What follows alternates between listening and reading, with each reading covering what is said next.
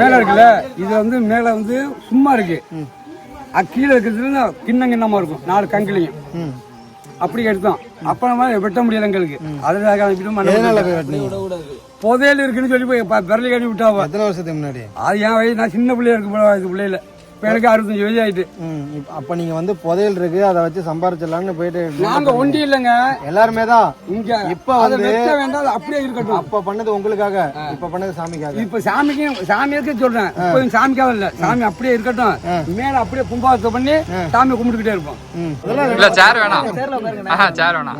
அதனால எல்லாரும் பேசணும், சரிங்களா? அந்த ஐயா பேச நல்லா தான் பேசுவாங்க. அவர் என்ன முன்னுரிமைனா, அவர் அந்த 30 வருஷத்துக்கு இருக்காருல்ல, அந்த முன்னுரிமை. அதனால அவர் பேச அவர் என்ன பேசுறாரு, அவர்கிட்ட என்ன கிடைக்குன்னு பாத்துக்கலாம். குடும்பம் பண்ண மாட்டாரு, இருந்திருக்கும், எடுத்துட்டு போயிருந்திருப்பாங்க. அதனால நாசமா போயிருந்திருப்பாங்க.